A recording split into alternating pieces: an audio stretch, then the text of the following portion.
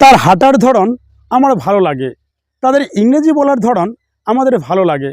তার শেখানোর ধরন আমার ভালো লাগে। এ ধরনের বাক্যের ক্ষেত্রে আমরা ব্যবহার করব দ্য ওয়ে, এবং এক্ষেত্রে বাক্যের গঠনটি হবে subject plus like, third person singular number হলে likes plus the way plus person plus ভার্বের ফার্স্ট ফর্ম প্লাস অবজেক্ট। তাহলে এবার যদি বলি তার হাঁটার ধরন আমার ভালো লাগে, আমরা ইংরেজিতে বলবো I like the way he walks. I like the way he walks. তাদের কথা বলার ধরন আমার ভালো লাগে, I like the way they speak.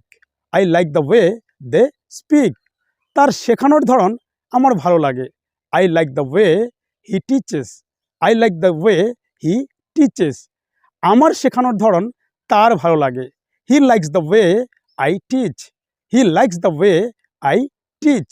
এবার এই বাক্যগুলোকে যদি আমরা নেগেটিভ ফর্মে বলি, অর্থাৎ যদি বলি আমার শেখানোর ধরন তার ভালো লাগে না, বা যদি বলি তার শেখানোর ধরন আমার ভালো লাগে না, তাদের ইংরেজি বলার ধরন আমার ভালো লাগে না, সেক্ষেত্রে বাক্যের গঠনটি হবে subject plus don't, third person singular number হলে doesn't plus like plus the way plus person plus ভার্বের first form plus object.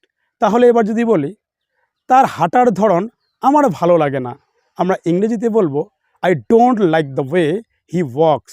I don't like the way he walks. তাদের ইংরেজি বলার ধরন আমার ভালো লাগে না, I don't like the way they speak English. I don't like the way they speak English. আমার শেখানোর ধরন তার ভালো লাগে না, he doesn't like the way I teach.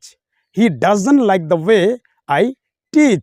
তার শেখানোর ধরন আমার ভালো লাগে না, I don't like the way he teaches. I don't like the way he teaches. এবার এই বাক্যগুলোকে যদি আমরা পাস্ট ফর্মে বলি, অর্থাৎ যদি বলি তার হাঁটার ধরন আমার ভালো লেগেছিল, তার শেখানোর ধরন আমার ভালো লেগেছিল, তাদের ইংরেজি বলার ধরন আমার ভালো লেগেছিল, সেক্ষেত্রে বাক্যের গঠনটি হবে subject plus like plus the way plus person plus ভার্বের second form plus object.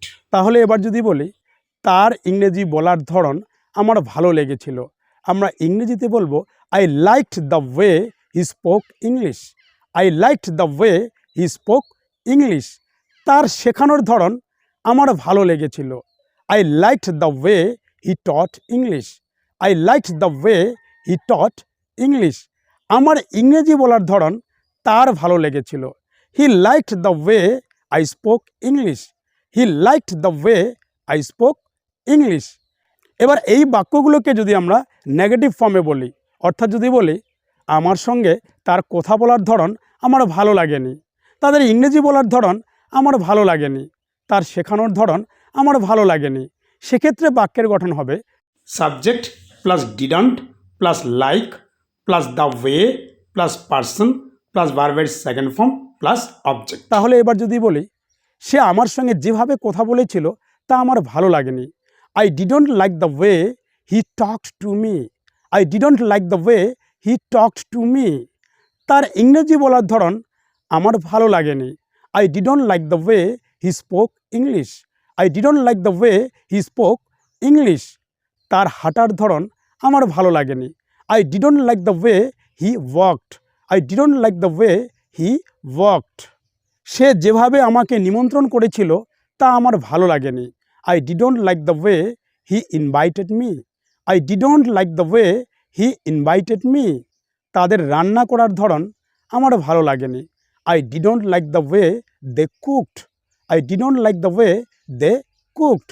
I hope you like the video. If you like the video, please like, comment and share. We'll meet in the next video. Till then, keep practicing. Have fun. Bye-bye.